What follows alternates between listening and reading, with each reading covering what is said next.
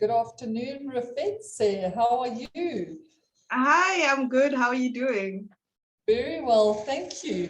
Thank you for accepting the invitation today to be interviewed in Women's Month. As a woman who is strategically involved with the Johannesburg Chamber of Commerce and Industry, we want to get to know you a little bit better this month, find out how you got connected with the JCCI, find out about the business that you have so that it can be an inspiration and an encouragement for other women in business in South Africa. So let's kick off and deep dive straight into it. Tell us a little bit about yourself. Where did you grow up? Where do you come from? Give us a little bit of a background about who you are. Okay, my name is Refense, but most people call me Fentse, so I go by Fentse Mokale.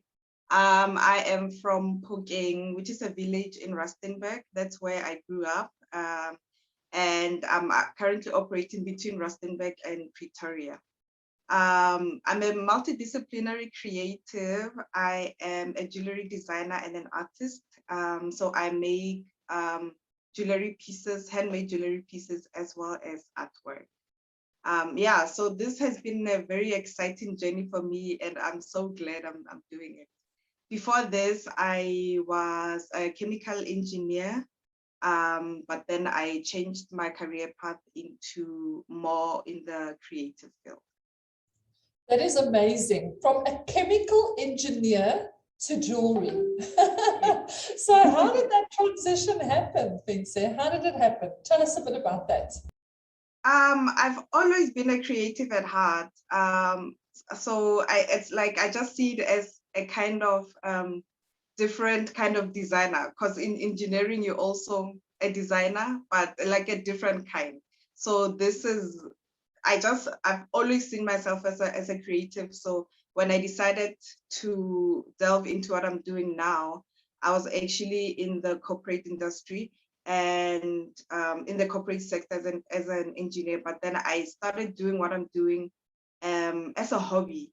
And then when it got, well, when I saw that this is actually what I wanted to do, that's when I decided that let me just go do this instead. So it was just a transition that had happened at that time, and I am very happy that I'm doing what I'm doing now.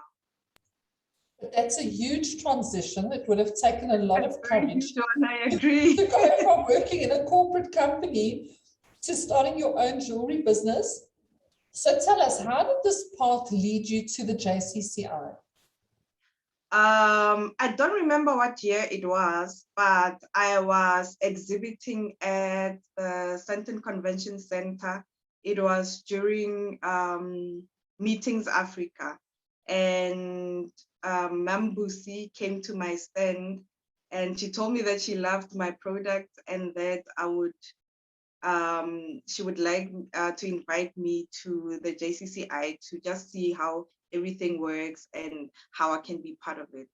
But then I didn't do it immediately. For some reason, I don't know why I waited for so long. And they kept on calling me saying, hey, don't you want to come see what we are about? And I did go, and it has been a very marvelous experience since then. Actually, I should have gone earlier, but I'm really not sure why I hadn't. But I'm happy with the JCCI right now. Well, I think that's one of the questions I want to ask you, because I think you point out something very honestly that a lot of women struggle with, in that they're often presented with opportunities, but they don't always take up those opportunities quickly. Yeah. What do you think the reasons are for that? Do you think it's self-doubt? Do you think women just can't imagine that they could have something that they could offer to the continent or to the world? What do you think the reluctance is when amazing opportunities are presented and yet the uptake is quite slow? What would you say, just as a personal opinion? I'm not sure, but I would say for me, I think it was the fact that I didn't feel ready for some reason. I wanted to be more prepared for it, even though I didn't really know much about what was going on. But I somehow felt like I wanted to be more ready. That's just from what was happening with me, because I could have gone immediately when they invited me, but I didn't, because I knew it was about exporting stuff overseas, exporting. It was about exporting the products overseas. But what I felt like was I needed to be more ready than I was at that time. So I started reading more about it and trying to get my documents in order before I actually went. So I think that's one of the reasons whereby we want to feel more ready. And and when I did get there eventually, I found that I didn't really have to do all those things before I came. So Yeah, that's I mean, that. I think that's we want amazing. I think that's part of the role that the chamber fulfills, is that for people who are starting a business, they actually help you to get ready. That's the whole point, isn't it? I mean, they yes. actually tell you what you need to do, and they hold your hand and they walk you through that system. So tell me, in terms of the products that you offer, where are those products currently being exported to? It's different. It's different countries right now. My latest one that I'm actually busy with right now is going to London next week. Before that, I would take some products to USA, California. They've also gone to France. Yeah, so it's been USA. It's been Europe, and yeah, so now it's the latest one will be London. It would be my first time taking them to London. Fentse, that's amazing. A small village girl from Rustenburg making jewelry that is going around the world. So tell me, through the JCCI, how did you connect with your potential customers? With the JCCI, I think one thing that has helped me a lot through the JCCI is getting confidence to actually go for what I want, because there's these seminars that we attend, and then there's these classes where they teach us all these things. So I think it has given me the confidence to actually go out there and look for these people, the people that I see as having the people that I have a connection with, that I would want to work together with. I think mostly it's just the confidence. I've gotten the confidence to actually go for that. I think that's one thing that has helped me a lot from JCCI, because we attend these classes and these seminars and these classes where they teach us. There's a whole lot of information. I can't really pinpoint which one it was specifically that I would say helped me, but all of them together gave me the confidence to actually go out there and connect with these people in such a way that it gives me the kind of networks that I want. So I would say that's how it has helped me so far. So unpack it a little bit for me. When you say it gave you the confidence to connect with people, what kinds of people were you looking to connect with, and how did you find them? The kind of people that would appreciate the work that I do. So it would be maybe boutiques, people who want to resell, because that's the ones that I go for right now. So I connect with them I just look them up, well, whether it's via social media or via other ways like on the internet. So yeah, that's how I do it. I just go online and then search for whoever I would like to connect with. That would be an ideal client or customer for my business. That's amazing. I mean, you make it sound so simple. You get onto Google, you go into a country, you go look for, I'm assuming, women's boutiques.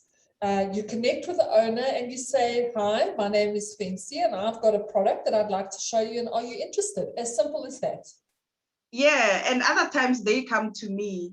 So that has also been amazing. I think another thing that I've learned from one of the courses that I did through JCCI, one of the webinars or whatever that I attended, was how to put myself out there. I think one of them was before COVID, as we had been attending it was how to, I think it was about social media and how to position yourself.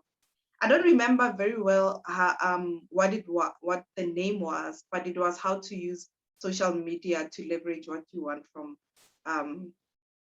the social media, as in what to post. And I just remember there was a lady who came and she told us all about these things. And the power of implementation also works, because there's no use of you just learning these things if you're not going to implement. I think that's one of the things that is also attracting these customers, international customers or clients to me, because I've managed to position myself as a sought after brand. Yeah, and I think you've made yourself accessible by the sounds of things. So in terms of your product being available locally, where is that product available in South Africa, and how would people connect with you? Where would they see what it is that you make? If you had someone potentially in South Africa who's interested in buying and reselling your product, is that an option? Oh yeah, of course. I'm extremely accessible on WhatsApp, 073-070-8048. I'm also accessible on social media. On Facebook, it's Marabou Essentials, and on Instagram, it's at Marabou ESS. My website is www.marabouessentials.co.za. So I'm extremely accessible on those platforms. I also supply Urban Zulu in, is it Sunning Hill? And I'm also in talks with other boutiques that I think I will mention later on social media when all is said and done. So yeah, I'm extremely accessible. Yeah. And so where is your brand going in the next few years, Fentse? Do you see yourself in the catwalk walk on New York? You know, do you see international models wearing your stuff? Have you, are you positioning it to go into a fashion magazine internationally? Are you working with designers possibly? I would love that. It actually almost happened in 2019. Was it 2018 or 2019? I actually won Best Designer at Lesotho Fashion Week, and one of the prizes was an invitation to Paris Fashion Week. So I did get invited. It's at that time I didn't have enough funds to be able to make that dream come true. So I was unfortunately not able to go, but it is on my radar. I would really love to actually go, get an invite again to Paris Fashion Week and actually go there. But yes, also the national shows. I would really be interested in my models wearing my my products, and strutting them on the catwalk. It is on the plan. It really is. That's awesome. And where do you draw your inspiration from in terms of design? My inspiration comes from what's around me. So I celebrate the way in which Africans decide and how they celebrate the way that they look and the way that the spaces around them look. So it's an ode, for me, it's a celebration of self-expression. It's a celebration of self-care and self-love, because we are who we are and we are happy about who we are. So that's what I'm trying to celebrate. It's actually the people around me and the way in which they celebrate these spaces around themselves. That's awesome. And it's also about storytelling. How we look at ourselves and the stories that we tell about ourselves, because we know how we've been portrayed as people who are less than, but we actually not. So the stories that I tell around with my jewelry pieces and my art pieces is that we are worthy and we have always been. So yeah, and that we deserve nice things. It's one thing that I like to say, that we deserve nice things. And I want to tell those stories through the use of my jewelry pieces and my art pieces. That's amazing. I actually would love to see what it looks like. You've made me very curious. I'm going to have a look straight after this interview. So tell me, as a closing message for women that have watched you today, that's, you know, they're sitting at home and going, or even at the office, maybe running their business for a few years and saying, you know, I want to take it to the next level. What is your shout out to them in terms of just encouraging them to connect and to broaden their horizons? What is a word of motivation that you can give them, and especially around issues of exporting your product around the world? I'd say shoot your shot, hey. I would say believe in yourself. Sometimes for me, it's not always a constant. Sometimes I have to lean on other women to help me, because I don't know, it's not always a constant, but when I do have the power to do it, I actually do go for what I want. It's just that thing of try it out, and the worst that could come up is a no, and it doesn't leave you any less than you were before. That's really it. So yeah, just try these things out, and if there's anything that you need, there's a whole lot of people out there that have the information that you need. So you have to really go out there and try your best to reach your goals. So don't be afraid, but even if you are afraid, just do it afraid, because there's really nothing else. There's really nothing else that you can do. If you are trying to wait until the right time, whenever that right time is, what if it doesn't come?